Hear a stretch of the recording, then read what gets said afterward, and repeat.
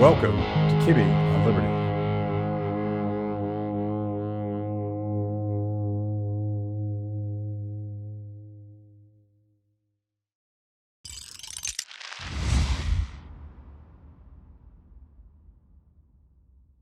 Hannah, how's it going? Good. How are you, Matt? Thanks for doing this.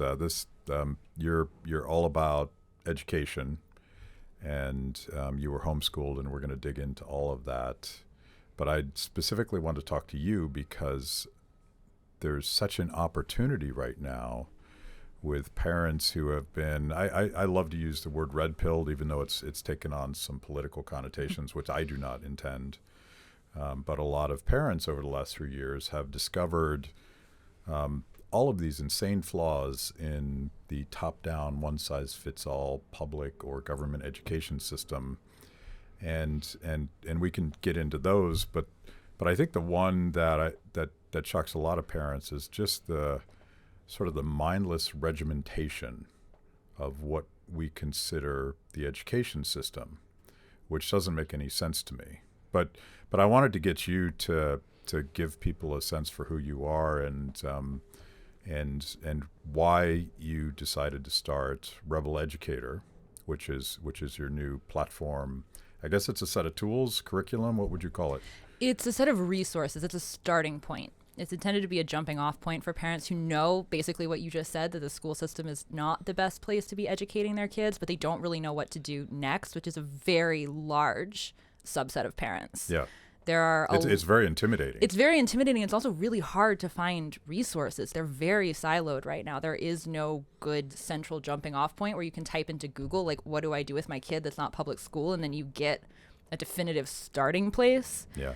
You kind of have to know somebody who's in an alternative school or is reading some weird blog that they can send you or something to fall down the rabbit hole. So like our goal is to just be the jumping off point for people so we can reach as many people as possible and give them, like, we're not building a school or a specific curriculum.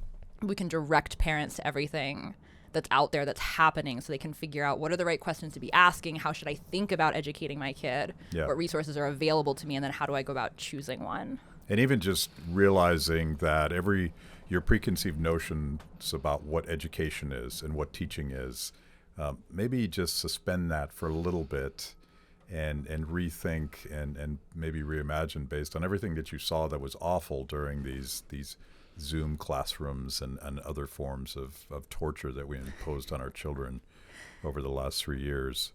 And we'll get more into that, but you are probably into this because you, in fact, were homeschooled yourself. Tell us a little bit about this crazy story. Like, why would your parents let you just run wild like that? That is a really great question. I'm kind of work in education entirely by accident. I just sort of like grew up in this very alternative education world being homeschooled. And then I skipped college to go work for a college alternative program called Praxis that was like a startup apprenticeship program for people who want to skip business school. And then by the time I left that, I was like, okay, I think I just work in education. Like, I think this is my thing. But I went to a private Montessori inspired preschool and kindergarten. So I was 6 when my parents decided to homeschool me 1st through 12th grade. And I was the oldest kid, so I was the big experiment. And it was just sort of like, I remember my parents. So you were the guinea pig. I was the guinea pig, Are there any issues that you were the test case? I mean, so I have one younger sister, and my parents definitely did things differently with her. There were definitely things they had learned. Fewer mistakes. But yeah, but I don't look back at it and feel like it was like there were any big like, wow, we definitely wouldn't have done that again kind of moments. Maybe my parents would say something different. I think I had a great experience. Yeah. But yeah, my parents, it was a big experiment. They were like, we're going to do this for 1st grade. We're going to see how it goes. And then we just kind of kept re-upping for 12 more years. But it was a really great experience. We, school is it wastes a lot of kids' time. So when you're not in a classroom for 7 hours a day, when you're 8, 9, 10 years old, you can get all of the things you need to do done in like 2 hours. And then you can have a childhood with the rest of that time. So I grew up loving learning because it was just sort of enmeshed with all of the things that I naturally wanted to do as a kid. Like I wanted to go play in the woods, and we go for walks, and my mom would be like, look at all the mushrooms that come after it rained. Like let's study botany and learn how mushrooms work. And it was just this like very organic evolving process. And then when I was in middle school and high school, I became a lot more academic, and I spent a lot of time watching like recorded video lectures from college professors on YouTube and through companies like The Great Courses. And I realized when I was in high school that I thought I was college bound. And I was like, this is a terrible idea because it's going to be boring comparing to what I'm doing in high school. But talk about like one of my theories, one of my sources of optimism for all the things we could be pessimistic about with young people in education and what's being done to them in terms of, I hate to use the word indoctrination, but standardization maybe is a fairer way to say it. But you were able to curate a curriculum. You probably didn't call it a curriculum. You're just like, oh, I'm interested in this, and you went out and found it. Talk about that process, because that to me is like there's a secret of success in there somewhere. Yeah, it's weird. I've had to think about this a lot as an adult to try to figure out what happened, because it was just sort of a natural process. Yeah. As a caveat, I was a very academic kid, so I was really interested in like weird niche academic subjects. Like I wanted to go deep down the rabbit hole studying anatomy and find like videos of cadaver dissections and understand what people actually learn when they're preparing to be a doctor. And I wanted to go and like read Greek classics because I thought Oedipus Rex was a really great story, and I wanted to read all the other tragedies. So I was like naturally very inclined towards the things that are sort of considered to be the building blocks of like a good classical traditional education. I don't think that that's important for every kid who's homeschooled or unschooled or goes through any other alternative path to do those things. That was just your path. That was just my path. But I think it does make my path an interesting case study, because you can really easily contrast it with like what you would be doing if you were going to a high level school. But my path was very curiosity driven. Like, again, I was the first kid, so we didn't really know what we were doing. And my parents wanted to make sure that I could go to college if I wanted to. So like this is a list of boxes that we have to make sure is being checked. And you have to make sure that you like have the standard stuff that you would need to put on a college application if you wanted to go. But beyond that, I could kind of do whatever I wanted. So I was just like... Were there legal barriers? So, because that is an issue. Yeah. Depending on what state you're in. Yeah. So I grew up in Pennsylvania. Pennsylvania is a fairly regulated state when it comes to homeschooling. There's a lot more. Like we had to go to a state certified evaluator every year, and they had to look over my portfolio and then write a letter that we had to submit with the portfolio to the school every year so that they could review it and be like, yeah, we're technically responsible for you because you're in our district and you technically did everything you needed to move on to the next grade. Some states you don't have to do that at all. You can just like say you're homeschooling and no one ever checks in with you again. Yeah. But there definitely were legal requirements, which has good things and bad things. Like it's, there's standards that you have to meet that you may or may not agree with, but it also... I'm from Pennsylvania. It's possible that the teachers' unions have quite a grip on the system there. I'm just speculating. I will also say I don't live in Pennsylvania anymore for reasons that may or may not be related, but But Pennsylvania was a regulated one. But it didn't have that much of a bearing on the day-to-day, really. So when you finished homeschooling, and you still had a piece of paper that said you had a high school level education. Pennsylvania, because it's more regulated, there's different state accredited organizations that you can get a diploma through. So I have a piece of paper that says that the state of Pennsylvania recognizes that I got a high school level education. I've never used it for anything. It's like in a box somewhere, right. But I do have it. I think I read somewhere or heard somewhere you talking about the fact that homeschooling wasn't a liability for you finding a job. In fact, it was like the secret handshake, like I'm homeschooled, so I'm worth hiring. Yeah.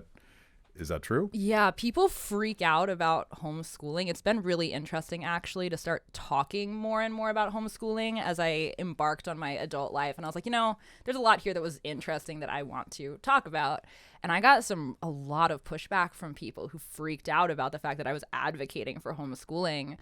But, and yes, there are people who come out of homeschool environments who are not ready to enter the real world, but that's not exclusive to homeschooling. There are people coming out of public school too. Yeah, does that happen in the public system? Well, a few times, yeah. Once in a while, it does seem to happen. But it was like for the types of work I wanted to do and the types of places I ended up, I kept getting people responding to my job applications with, "Oh my gosh, we love homeschoolers. We want to work with you." Like there are colleges that prioritize homeschool applicants because they know that they're more prepared for college academics than public school kids are. There are employers who want to work with homeschool kids. It's really not the deficit that people think it is, but there's a lot of stigma against it. It's kind of crazy. Yeah, there's a caricature that we all know about how you're unsocialized, and of course you didn't meet the rigorous criteria imposed in the government system. But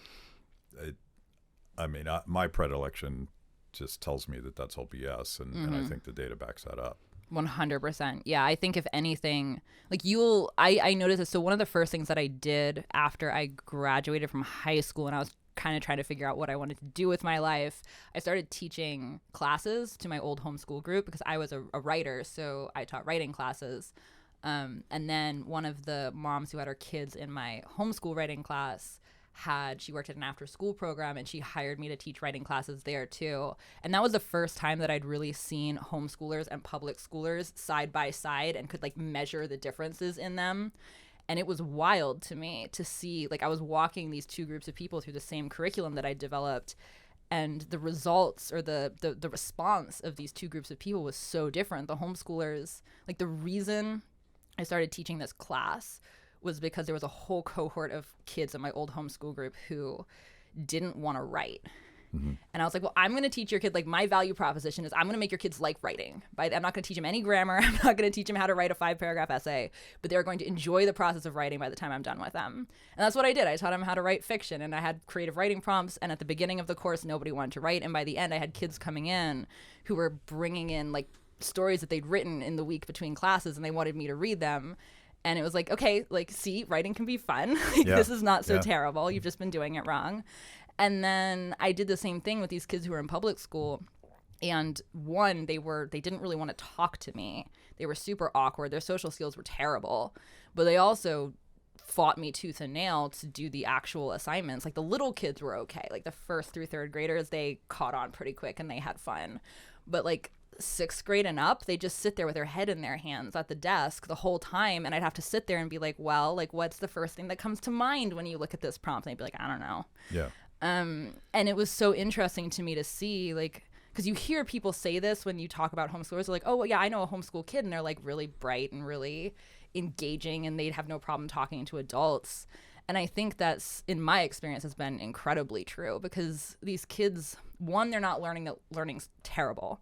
So they're open to learning new things, and it's fun for them. But they're doing things in the real world while all of the other kids are, like, siloed in these fluorescent lit cinder block boxes all day. And they're actually out talking to adults, and they're interacting in the real world. And so they're developing a higher level of social skills than the kids in the classroom. They might not be great at, like, pop culture references, but that's a terrible metric for socialization anyway. Like, that doesn't matter. I'm pretty sure they'll figure that out on their own. Yeah. It took me a while, but I did. So I think yes. But they're learning the things that actually translate to the real world. So I think there's a very strong argument to be made that they're actually better socialized than the public school kids. Thank you for joining me today on Kibbe on Liberty, and for being part of our fiercely independent audience.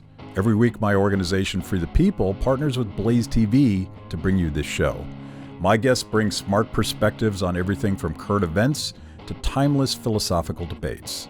If you like what you hear, go to freethepeople.org/KOL and support Kibbe on Liberty so we can continue to produce these honest conversations with interesting people. Now, let's get back to it. Okay, I'm going to throw a pop culture reference at you that you totally won't get because it's too old for you. But there's the Pink Floyd The Wall, iconic album. They made a movie of it, and part of it is you know the song "We Don't Need No Education." Mm-hmm.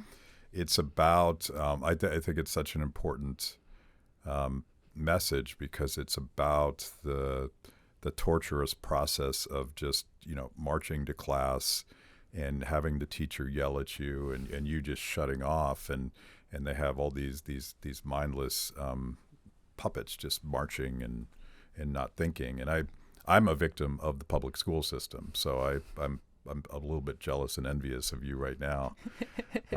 And I hated school.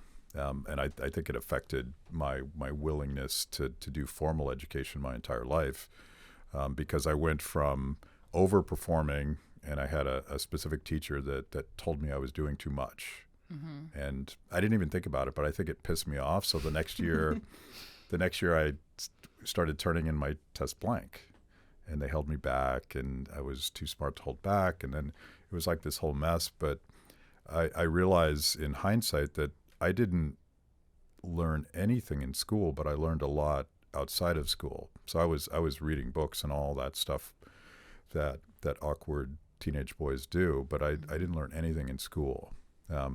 So I'm predisposed to understand what it would be like to actually be free to pursue your passions and to not imagine that all children are the same.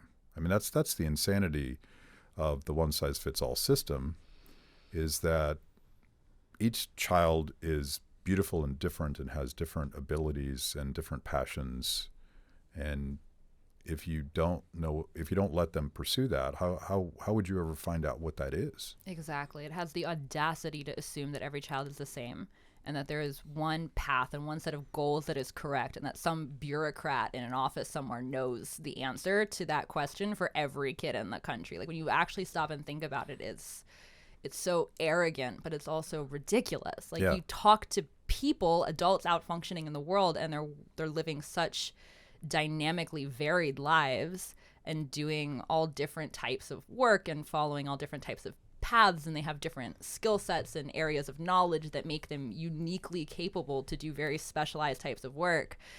And the idea that we can engineer your way to get there somehow is really quite ridiculous. Like, there are things that everybody needs to know, and there are like processes for learning that they've been studied and they are effective, and it makes sense for a lot of kids to go through them. But the level of standardization that we have in the average classroom, especially over the past couple of decades, as testing has become more and more important in the classroom, and you spend months preparing for tests and you're not even learning anything else except what's going to be on the test. Like, you're not really learning anything useful at that point, because you take the test and you forget once you've taken the test because you don't care, so you're not going to use brain space on it. But it's the systematized idea of education was a really big misstep. Like, there's political and cultural reasons why it happened. You can go back and look at the history, and it makes a lot of sense how we ended up here. But in terms of preparing individuals to thrive in the real world, it's a terrible move. And there's no one answer to the education problem that is like, this is the thing that everybody should do, because everybody's different. You need a marketplace of education options to serve a very broad array of types of people. Yeah, you had structural failure that was then federalized so that they could say, we're going to focus on this one thing, which was testing, and it actually just made things worse. Yeah. Let's talk about the experience that a lot of parents had starting with schools being shut down in early 2020, and they learned a couple things. I mean, one obvious thing I think they learned was that the teachers' unions and the sort of administrators that controlled the education system were always all about them as opposed to children, and I think that was one. Surely some parents knew that, but I think you're just assuming that the people in charge of education are the best at educating children, and you can trust them to do that. You would think. you would think, but so we sort of learned that it's politics and power that has nothing to do with customers, parents, and children, and that's perhaps a harsh wake-up call for a lot of parents, but the other and obviously the second thing they learned was that the curriculums were really weird, and there was a lot of weird stuff in there, and stuff that was really upsetting to a lot of people, and that also was politicized. That people's political agendas corrupted the curriculum, and kids were learning things that didn't make sense to a lot of parents. But the thing that we're talking about, I think, is the most fundamental. And this is featured in a documentary we did on moms who left the government system during the pandemic. It's called Sick Year, and I'm thinking of this one mom in particular who has a son that reminds me of myself when I was that age, just stubborn and uncooperative, and hopefully creative and with some potential.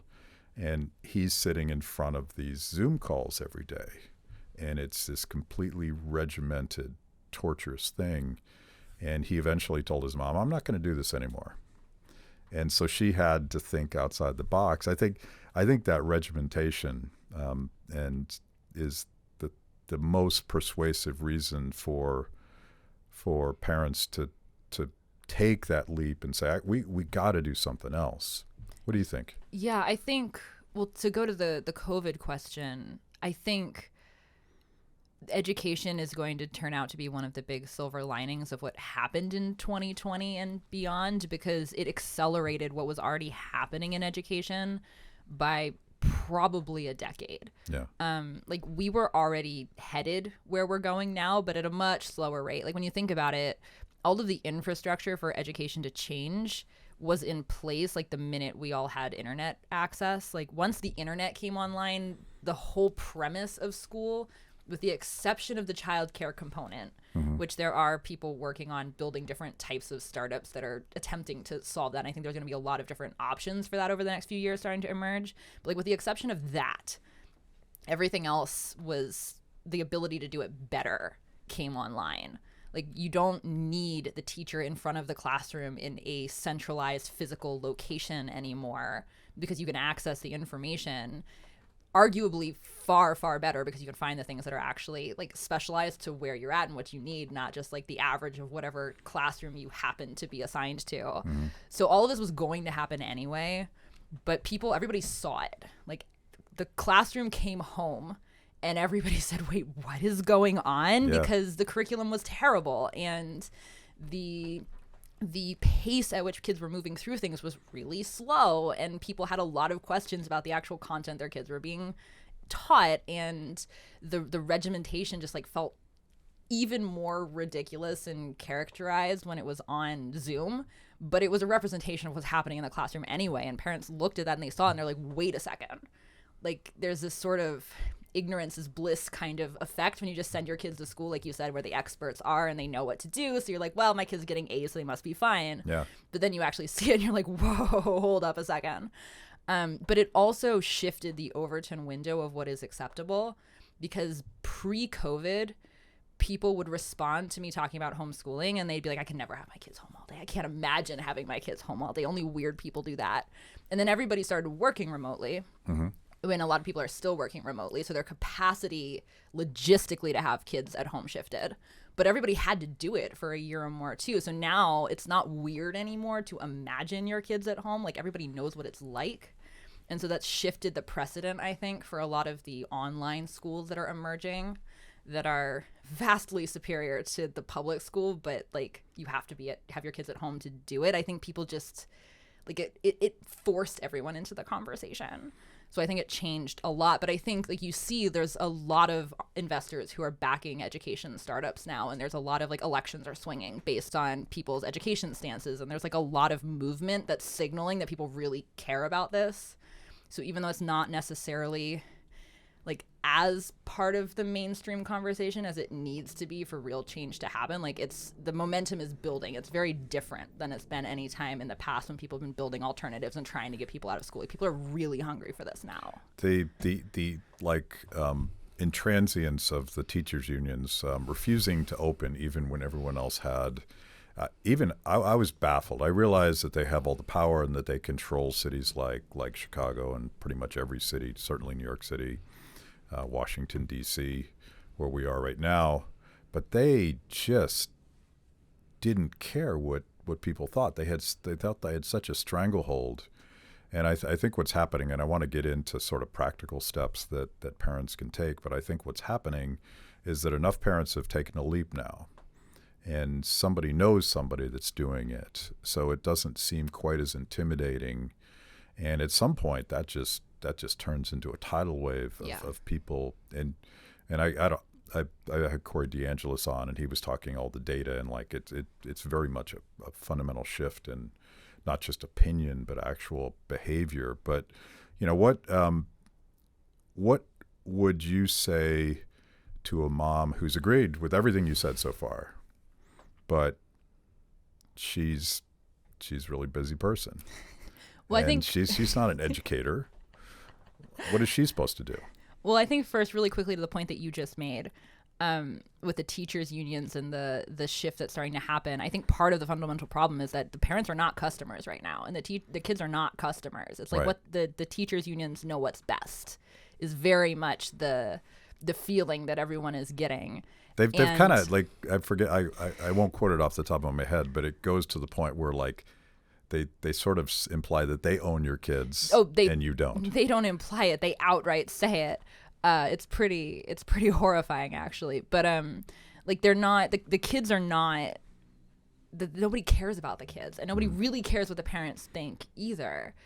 And which, if you look at the school board election results from this past election cycle, like, there's you can tell that parents are catching on, which is very Are you talking good, about those domestic terrorists? Well, I mean, I was homeschooled, so those are my people. You must be on a list somewhere. I'm sure I'm on a list. Yes, for daring to read books at home instead of go to public school. Crazy. It's terrifying. But anyway, like the public school teachers are, like, I think there's going to be a shift as people move away from public schools, where, like, right now the public school is a monopoly, so it doesn't matter the level of customer experience that they are delivering because everyone has to go there.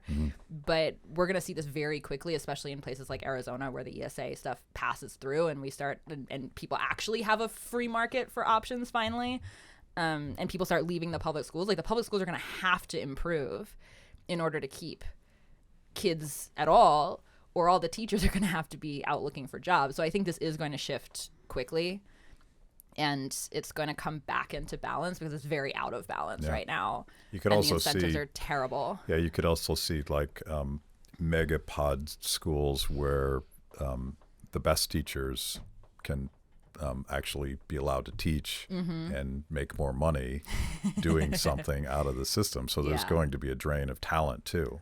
There already is. There's some serious teacher shortages because people are leaving. I talk to so many people on Twitter, which is where I spend a lot of my time, who are ex-teachers who are out starting a micro school or a self-directed learning center or something like that because they just can't stand the system anymore, but they really want to work with kids. There's a lot of really great teachers in that position, building things that I'm very excited to see expand, because I think they're some of the primary experts on what we need next. Rebel educators.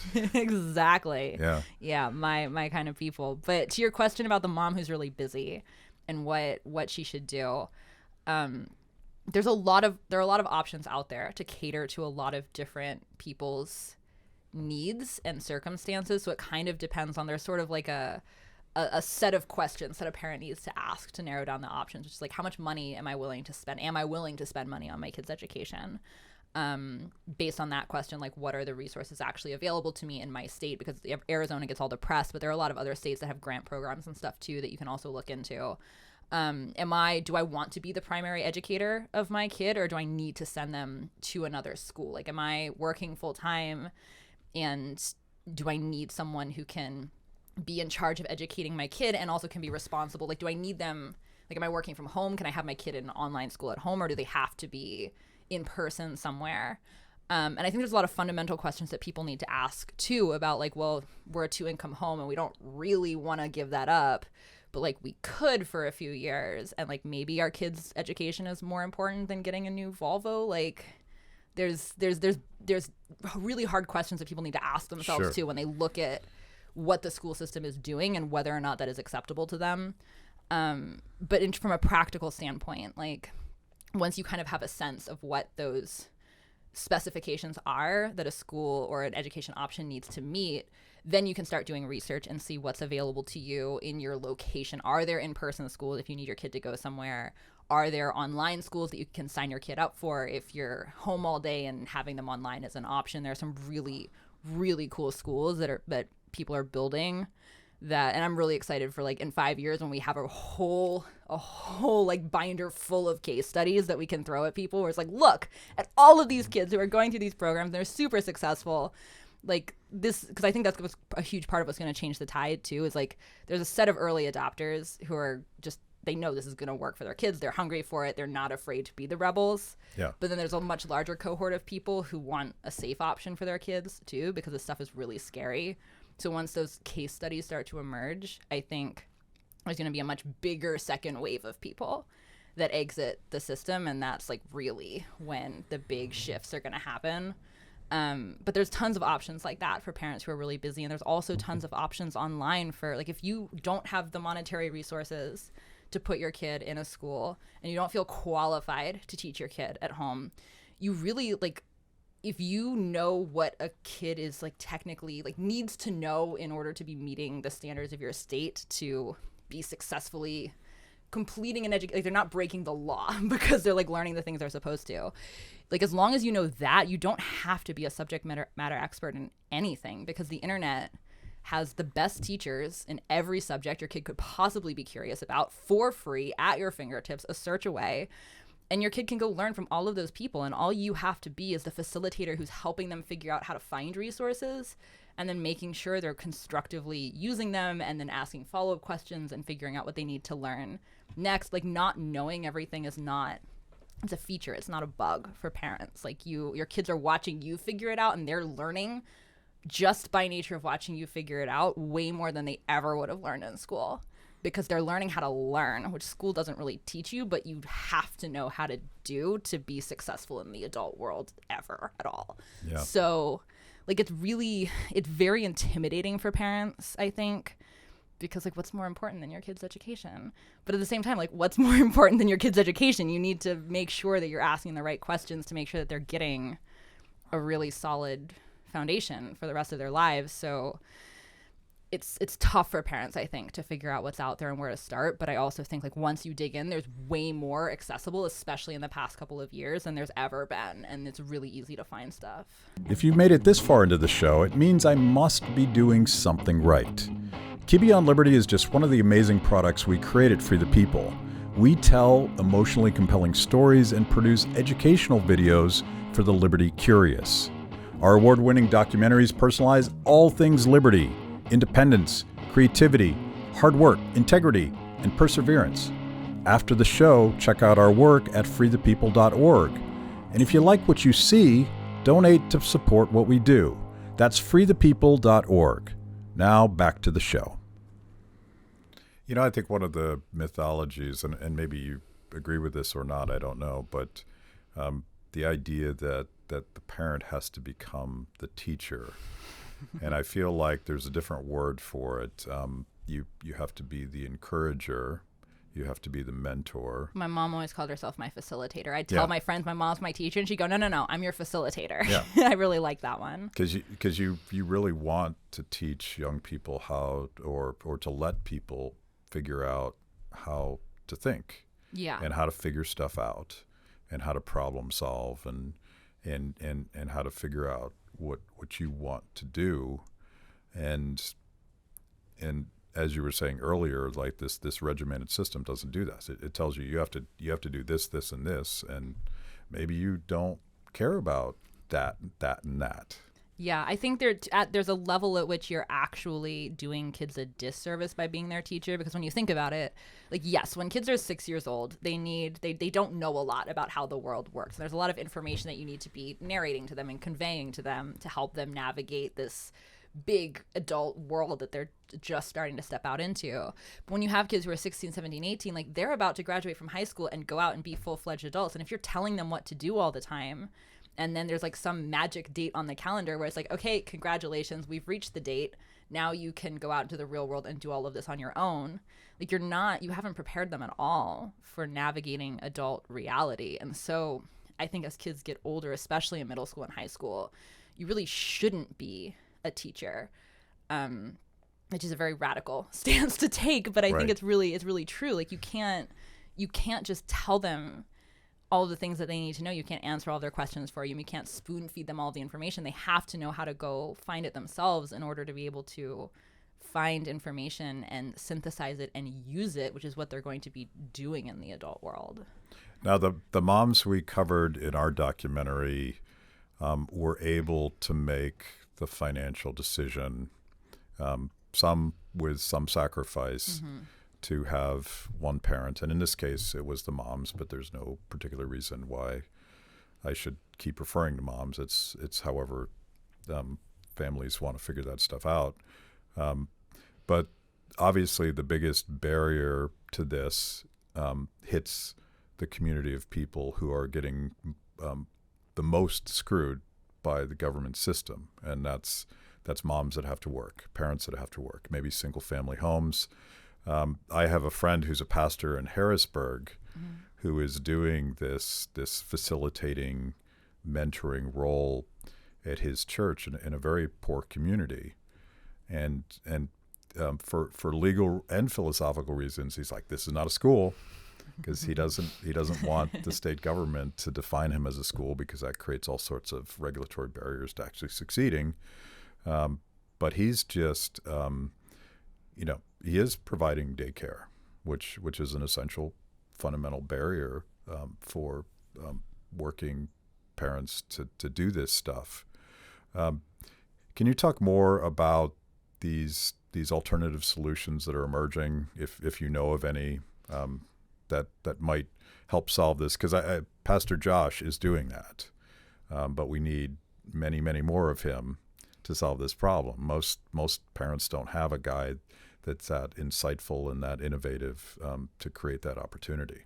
Yeah, I think there are a lot of different things. I think what he is doing is one of the paths and one of the models that are going to emerge that's going to solve this problem.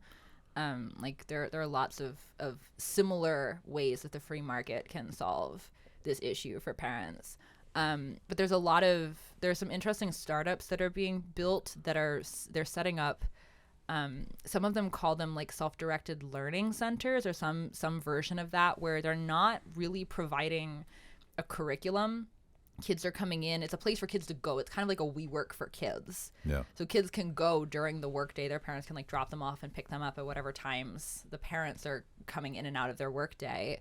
And the kids can go to this space, and it's full of supplies and equipment and toys and like things to like educational materials for the kids to use, but they're kind of each doing their own thing. So some of them might be an online school, some of them might be unschooled, and it's like, hey, go, like we're gonna just go craft today or whatever. They don't need a lot of direction.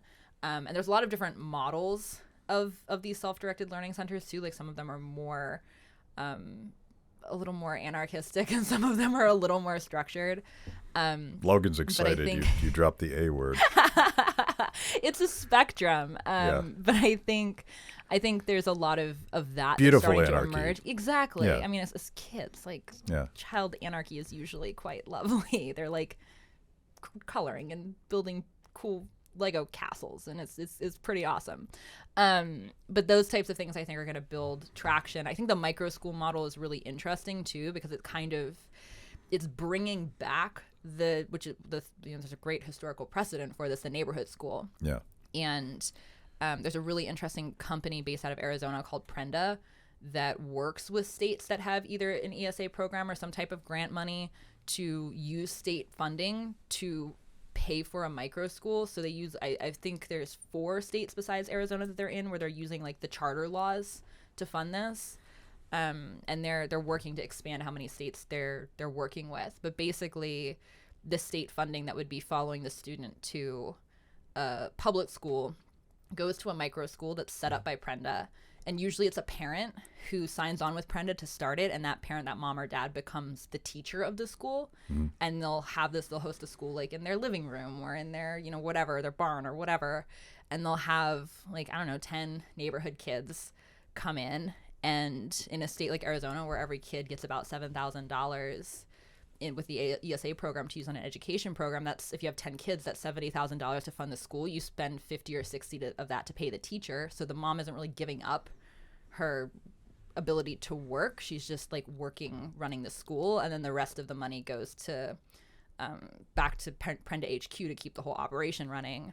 But I think things like that are going to start to emerge too, where there's like creative ways to provide these types of resources on a community level for cheap or for free.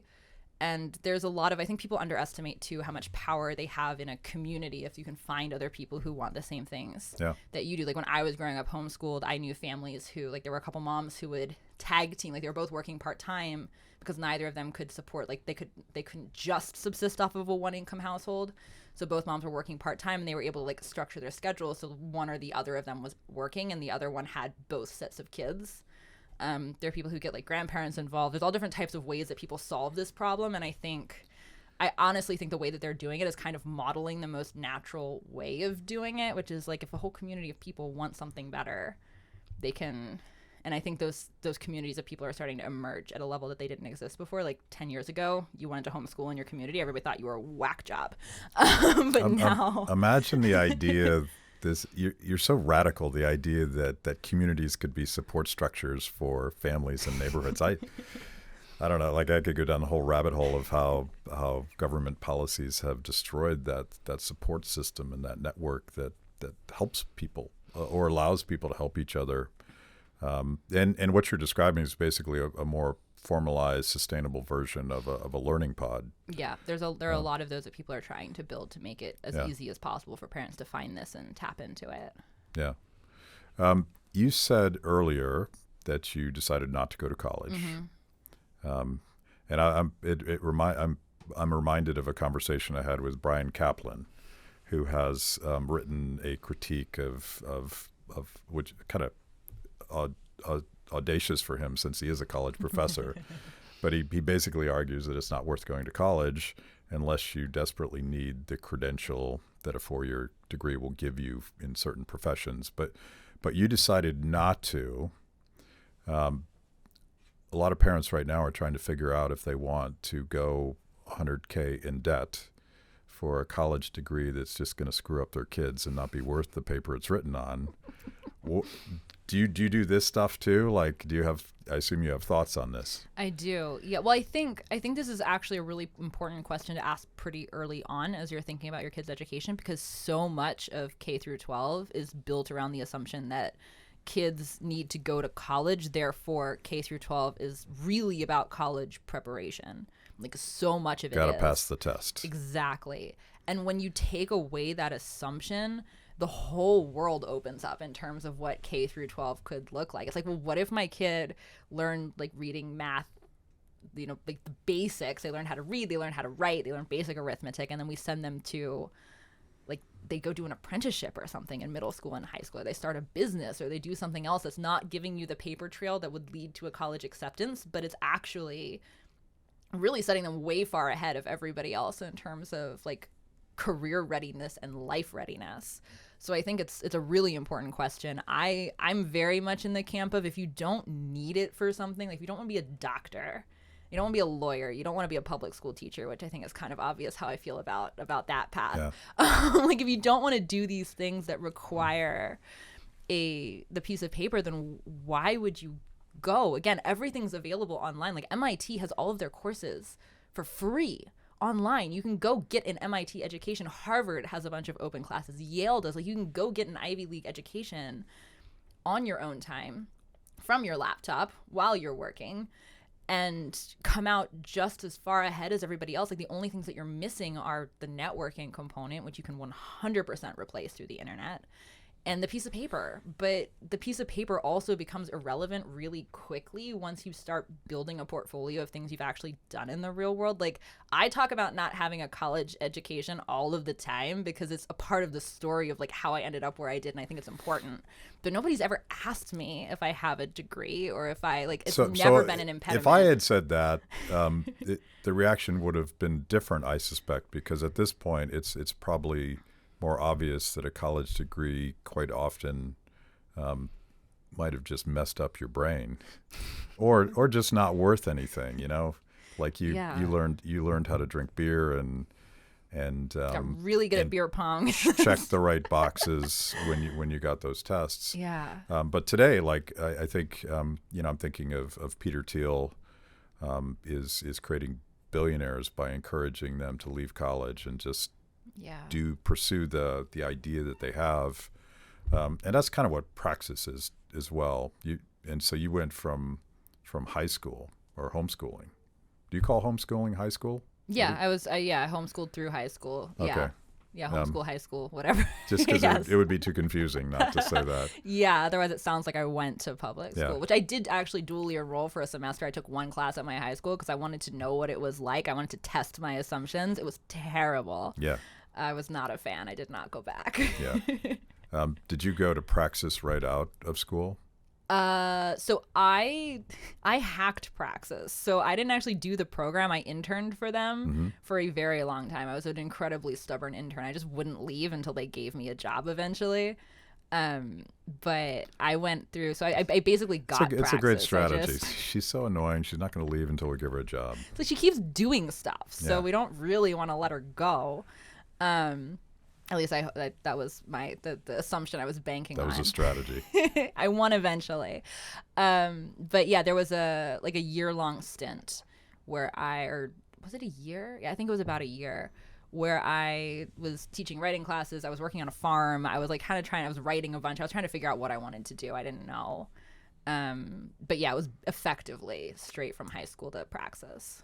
And you were there how long? I worked there full-time for 3 years. I was there total for 6 because of my intern time before they hired me full-time. And then I stayed on working as a coach for like a year and a half after I left full-time because I just really loved it. Yeah. So 6 years. So, and from there you started Rebel Educator? Yeah, I went and worked as a freelancer for a while, working on a bunch of different education, with some different education startups. I did a little bit of work with Foundation for Economic Education. I did a fellowship with them. And then started Rebel Educator this past spring. And how's it going? I'm having a great time because I get to talk about education all day. It's been amazing. So I have a really amazing team of people working with me to build this. I have some incredibly talented writers that I feel very lucky to get to work with.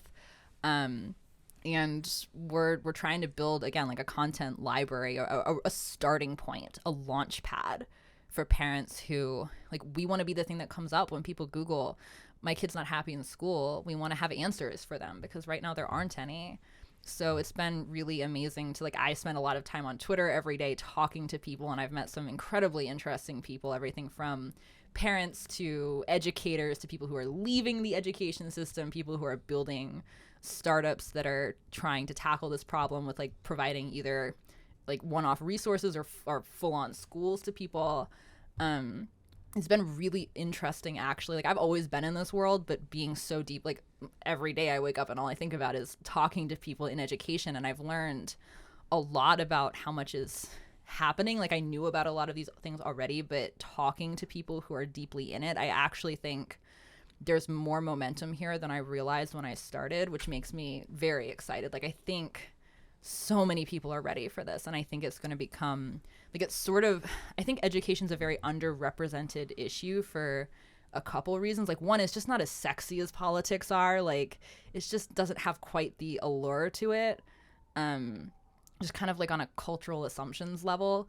But also a lot of intellectuals don't have kids, so they don't care about it as much. People are kind of yeah, someday when I have kids, then I'll think about education. But if you're 22 years old and you're yeah, maybe in a decade when I'm 32, 35, I'll think about having a kid. And then when they're, 10 years from then, they'll be in the throes of elementary school, and maybe then I'll start to care. It's the people who are in education right now are the ones who are going to be setting up the world that your kids are in. They're the ones who will be graduated and running the schools that your kids are going to. It matters now. Yeah. There will be no good schools for your kids to go to if you don't care about it. But I think people are starting to wake up. I think people are starting to realize that this is important, and that this is something that I think it matters to more people than it did before. And I think, again, there's so much momentum post-COVID, and it's really a question now of how much can the momentum get harnessed and what case studies are going to emerge out of this, what success stories, what programs are going to emerge that people are talking about that's going to carry the momentum and excitement before it fades. But I also don't think it's going to. I think people are really, I think parents are really fed up with the status quo system now that they realize what's going on. And I think it's going to be very hard to close the floodgates again. I'm also a chronic optimist, which for better or worse, but I do think that there's something different here. The energy is different than there was 3 years ago, and it's significant. At Kibbe on Liberty, freedom is a lifestyle 24/7, something you live and breathe and wear every day. If that describes you, you need the very best Liberty swag in the market today. Just like this shirt I happen to be wearing. Go to freethepeople.org/KOL and check out our exciting merch. You too can love Liberty and look cool. I tend to be very optimistic about the ability of free people to solve problems without anyone dictating what the rules are. But I also think that, as shocked as I was that the teachers' union so overstepped their credibility, I think that they're now going to rush back to fix the problem. And I think, they're already they're acknowledging that the pandemic, not the lockdowns, but the pandemic did horrible damage to children's educations and their mental health and all the things that many of us were predicting from the day that they started it. But I think the empire is going to strike back. And I think that the education industrial complex is going to try to stop you and all of the parents you're talking about from doing what is natural, which is to innovate and solve the problem and think of better ways to create better lives for their children. What are those things that they could do to stop you? I mean, there's a lot. And we saw hints of this in this most recent election where people changed their stance on education leading up to the election because they knew that it was such a hot button issue, and people who, like, candidates who didn't care as much about education as their opponents, but who said just enough to not offend anybody, were able to get elected. Corey talked about this. I forget the names. I'm sure he did. Yeah. Well, it happened in Pennsylvania with Shapiro. That's right. And there are some other examples of this too. But so I think that is, in the short term, like, one of the dangers is, like, well, it's almost a baby step in the right direction. Like, I don't expect politicians to do the right thing for children. No. But I do expect politicians to respond to incentives, and if parents are willing to stay committed to that process that they ignited at school board meetings, politics will follow. Even though the incentive structure is, teachers unions spend a lot of money buying the political process, but there's a lot more parents than there are members of the teachers union. There are a lot more parents. I think, like, the ESA movement is going to be a mixed bag. It's going to be really good in the short term. In the long term, it has a lot of potential for legislators to step in and really heavily regulate these schools that are emerging. Dictate how you spend and where you spend. There's going to be, it's an important first battle, but it is not the only battle. We're not going to have won the war after this battle is over, because there are going to be more fights that have to be tackled with, like, making sure that the integrity of these alternative schools stay true to what they were intended to be. I think, down the road we're going to be having conversations about, like, well, how do schools, like, what schools aren't accepting this funding because they want to not be regulated, in the same way that your friend in Harrisburg is not calling what he's doing a school because he wants to bypass the regulation. I think, there's always going to be some of that. I think that will start to emerge. I think there's a lot of, the momentum is very on our side, but there's a lot of, it's hard to break the status quo and to do something different. Inertia is a very powerful force. And so if the teachers and the teachers unions can do just enough to pacify the parents to make it not really worth the effort of leaving, that will kill the momentum very quickly. And I think we're going to see attempts at that too. I don't know how far the pendulum's swung. Like, I talk to a lot of people who are very fed up and they just want out. But there are also a lot of parents who are like, for whatever reason, they like really fed up, but their kids are still in public school and they're not really thinking about pulling them out. And I think like, I don't think there's like, I think there's a spectrum of approaches that parents can take. Like there's a lot if your kids are in public school, there's still a lot you can do to supplement their education. Like most parents aren't.